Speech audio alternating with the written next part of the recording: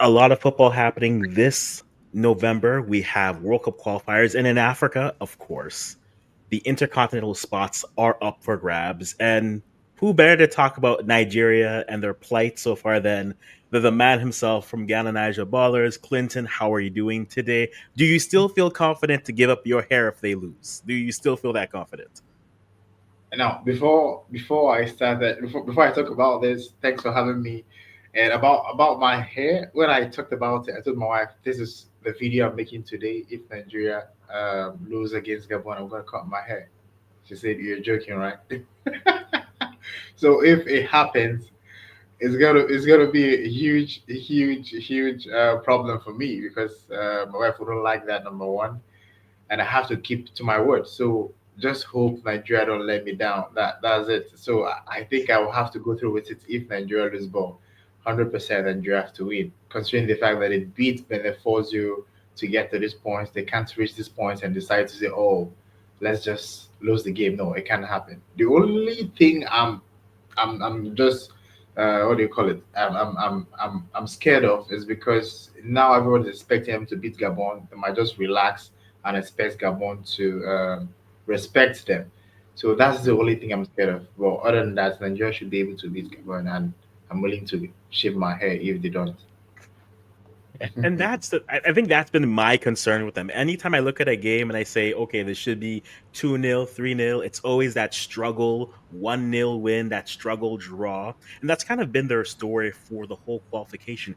What has gone Sure. wrong to have them be at this point? I think when we started this, we said, Rwanda, what? South Africa, we're good. But then they had to struggle, plus, rules and then match Sure. points being lost due to the thing. Why is Nigeria in this point versus being already flying direct to North America for next summer? Well, I think it's lack of preparation. Hmm. If you look at for Ghana and other countries, for example, they had a plan. The plan is to qualify to the next World Cup, qualify to two World Cups in a row, and it started with Otuado, who did that for Ghana, and they continued trying to. I know they didn't qualify for the Afcon, but they really want to go to the Ghana, especially the pressure of people saying that we have to go to the USA, we want to get to USA, and Ghana is our visa to get to the USA, especially the fans that tell them that, see, we have to win, we have to go to the USA, and there's a lot of Hmm. pressure, and they can't disappoint the fans. They made sure that everything was provided to enable the coach and the players achieve this task. But that's not the same for Nigeria. Nigeria brought an inexperienced coach to coach star players. The coach they brought in, Finidi George, was a very inexperienced coach. I know he acted as a assistant coach, second assistant, third assistant for previous coaches, but making the major call like him being the person that's giving the direct instructions to the players, he hasn't had that experience yet. So I felt Nigeria made a huge gamble to put Finidi George in charge of the Nigerian Super Eagles, and we saw that the first few games in the World Cup qualifiers, that Nigeria couldn't get maximum points. That actually affected Nigeria a lot towards the end of the qualifying stage. So I think it was lack of preparations. The NFF, the Nigerian Football Federation, they didn't have a vision. They just felt they have good players, and any coach, any decent coach, would actually get results with this team. But it takes more than a decent coach to get the maximum performance from this Nigerian Super Eagles team. So, in my opinion, I think it's lack of preparation from the NFF. Mm. And that's fair. You mentioned they go from George to Eric Shell. Do you think he's brought the right type of tactics to be able to bring in, like you said, you look at the roster for Nigeria. These are not just names that you see somewhere. These are names you see in the Premier League. You see them in different leagues. So you think he's done a good job to put them together in terms of a cohesive strategy on the pitch in the time that Yeah, he's been with them? yeah. When it comes to tactics, employing tactics, and having a tactical plan, I would just score him maybe 70, 60% because Mm. we don't see much of it like tactics change and with Nigeria winning game because of a particular tactic change or something like that. But what I would say is I feel the thing that is helping him in this Nigerian Super Eagles team is the motivation. He knows how to motivate the Mhm. players, and that is what has been helping him. You know how to tell them, guys, see, we can win this game. You guys, you know what to do and all that. I think he's very good in team talks, and he knows how to motivate the players. That's what I would say has been the really made a very huge difference in this Nigerian Super Eagles team. So I think Eric Chell has done a great job. If he has started the qualifiers, I'm sure Nigeria would have qualified to the World Cup easily. Mhm.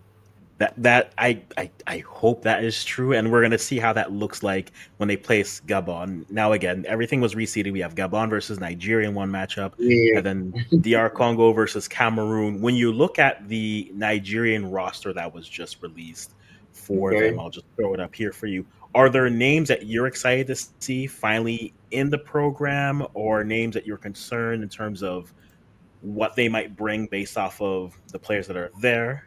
And so, like, what are you excited about this roster as they get ready for Gabon here? Well, first thing, Tolu Arokodare, the Wolves striker. I Mm, know he plays a lot for Nigeria, and I think he scored 2 goals so far for Nigeria, which makes sense. But everyone was talking about Paul Onuachu. He has scored 8 goals for Trabzonspor since he moved from mm, Southampton to Turkish league. He has scored 8 goals in 12 games. People were expecting him to be in the squad, considering the fact that so sometimes you need a player like him when you need goals towards the end of the game. When you need goals, he's very strong, very competitive in the air, and he knows how to use his head. So people were expecting him to be there. Maybe Nigeria try getting a goal, maybe closing moments of the game. You bring him on and you cross the ball into the box, and he might take advantage of that. But Tolo Arokodare can also do that. That's one of I think people that say that Paul Nacho should be in the squad. The concerns are actually justified because I felt if Paul Nacho was called up ahead of Tolu Arokodare, people would say, okay, Paul Nacho has been playing well. That makes sense, and Tolu Arokodare is barely getting minutes at Wolves, so that actually makes sense. Then I'm very excited to see that Rafael Onyedika is back, Club Brugge midfielder, mm. very talented player. I think he should be starting Nigerian games. I don't know why the coach prefers Wilfred Ndidi over him, but the coach is the one that will pick more. I'm excited to see um, Rafael Onyedika there. Then Sterling Nwabali, the Udinese goalkeeper who was banned for some couple of months, and he's back. I'm also excited to see him there because if you look at Nigerian previous games, anytime Stanley Wabale gets down, we're praying that it's not a serious injury because if he gets injured, we didn't have Maduka Okoye to replace him, and we have a lot of inexperienced goalkeepers in the bench. Amas Obasigi, I know he's a very good goalkeeper, but at this stage, he doesn't have much experience. So I'm also excited to see that um, Maduka Okoye has been called back. And in attack, obviously, Victor Osimhen is there, and everyone will be relying on him to continue his form from Benin. So overall, I think I'm pleased with the squad for these playoffs. Just hope that they play together and connect to get the victory. No, that is true. No one's ever going to deny the talent that Nigeria have on Oh yeah, paper or when they put on the pitch. It's always that cohesiveness. They never seem to be able exactly. to put it together, right?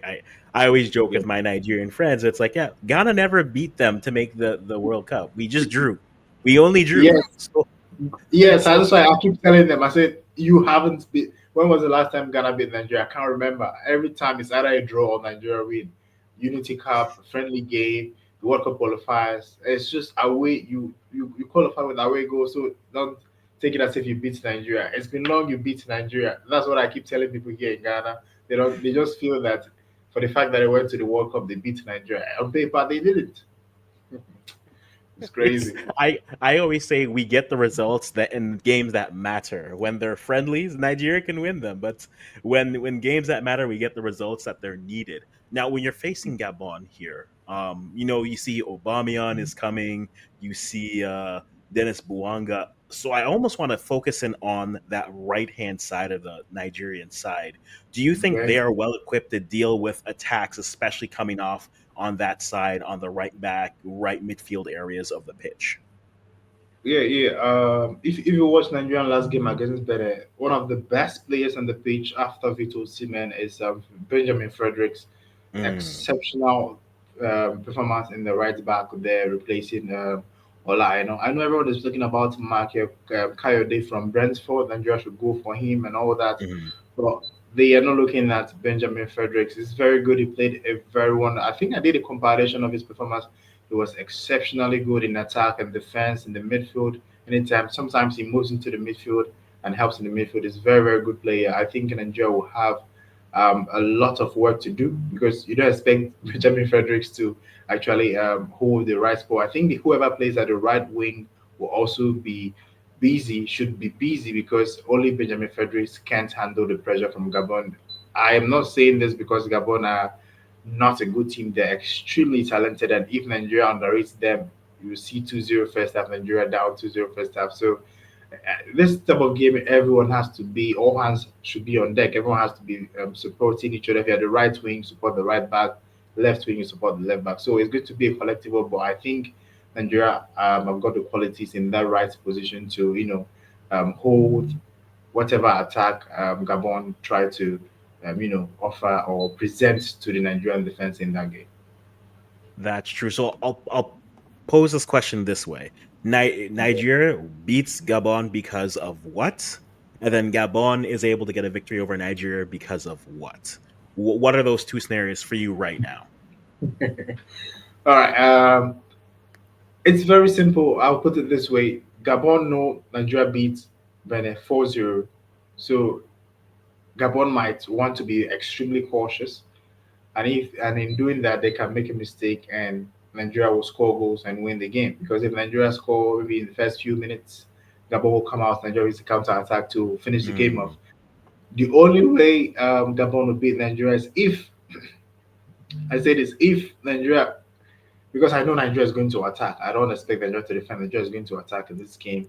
If Nigeria underrates Gabon, especially in set pieces, Gabon want mm, to make it a bad set piece. If Nigeria underrates Gabon, Gabon might score one and defend all through. So if mm, Gabon scores the first goal, it's going to be a very, very difficult game for Nigeria to handle. So Nigeria should make sure they don't concede first because if Gabon scores one, then they will defend all through to the game is over. Because I don't know. Everyone talks about Aubameyang and some other players. They forget about the midfield. The midfield is actually very very solid. If if you watch the game Nigeria played before Benin, what game was that? I think it was South Africa. The South would have Africa game been, before. yeah, I think Yeah, South Africa would have been in that one of those two games before. Yeah. yes. The midfield, the space between the midfield. I think South Africa and Zimbabwe. Yeah, Zimbabwe. The space in the midfield and attack was a lot. If you can see a lot of space there, and Zimbabwe because they were falling like they were going back and not committing more players front. They were not able to make use of that space in the midfield, and they were leaving there. If you have a very good coach who knows how to exploit that midfield, Nigeria would have lost that game. So if Mm, Gabon are how I put it, tactically wise enough and they spot that space again against Nigeria in the game coming up in the next few days, it's going to be difficult for Nigeria. I think that's what Erichel needs to do.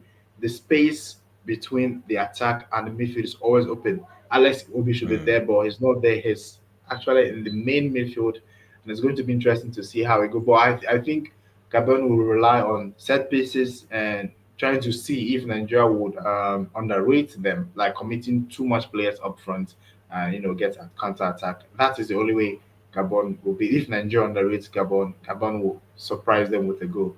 But the only way I feel, or the only thing I think Erichel needs to do in this game to get that win is to make sure that they don't underrate Gabon.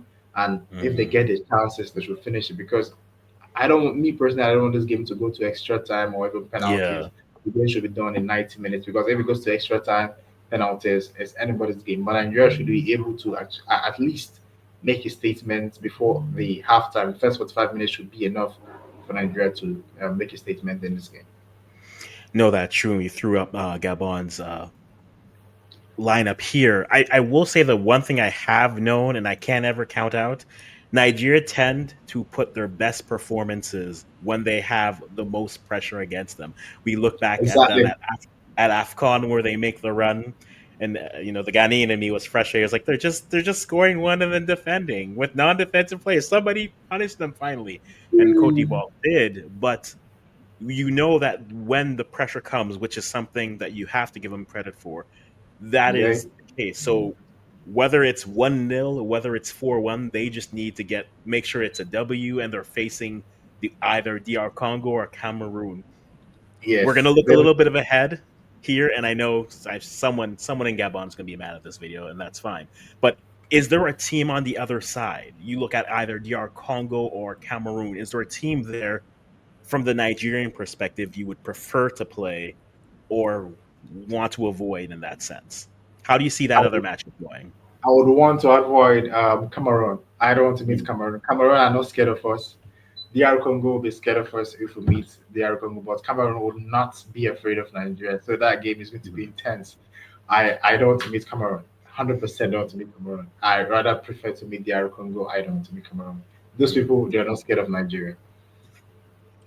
That is a very true. I haven't heard you say a lie yet. I haven't heard you say a lie yet.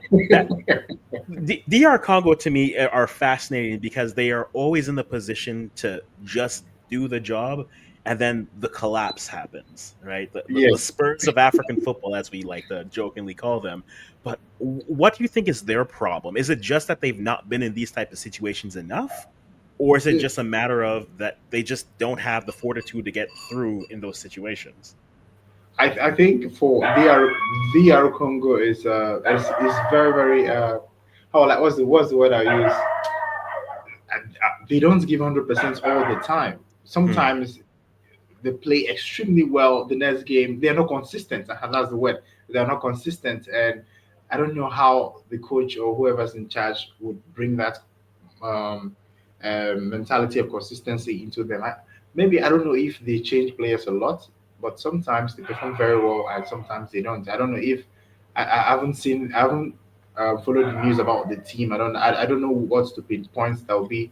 That's the problem that's making them not deliver very well. But my opinion, I think they are not consistent enough. If they have the mentality of consistency, I think they will go far. In fact, they might even qualify. The thing is that if DR Congo beats Cameroon, Nigeria should be scared of DR Congo because right mm, now they say, okay, if we can beat Cameroon, it means we can beat whoever we meet. So that game is yeah. tricky. But if you ask me, I don't want to meet Cameroon. Cameroon, terrible. We've had uh, previous games where they've hurt us a lot. So I don't want to Mm, meet. I don't want to meet Cameroon. We are neighbors. We share a border with Cameroon, so they are not scared of us. If they yes. lose against Nigeria, it's like you've been beaten by a brother or something like that. So they always want to beat Nigeria. They want to be at the best against Nigeria. So definitely DR Congo. I want to meet them if we manage to beat Gabon in the semifinals. That's fair. That's fair. Just throwing up Cameroon's roster that is here. I have a Wow. thought, and again, it's still a solid roster, like you said.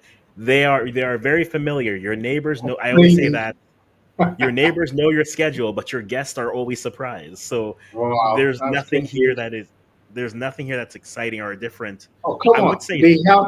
I never knew this guy was Cameroonian. Eta Ayong. That's yeah. that's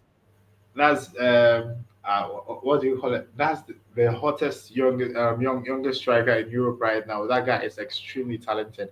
I didn't know he was Cameroon. That's crazy. They have a lot of firepower here.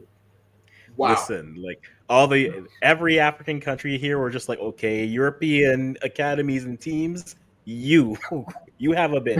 Let's go. Let's go. We have things to do. We have things to do. Wow. I do think though that whoever wins this, I think based off the teams that we have in the Intercontinental Playoff, I think an African side is making it to the World Cup in this I see. I Definitely, think mhm, because if you win these playoffs and you don't make it to the World Cup, it doesn't make sense. Be a disgrace. So I think if it turns out Nigeria goes to the international playoffs, that's yeah. intercontinental playoffs, I think Nigeria will get to the only team that will get to the international playoffs. I'll be scared is DR Congo. But if Cameroon or Nigeria gets to the international playoff, I think any of them will actually go to the World Cup. No, most definitely. I mean, so far the only teams there are New Caledonia.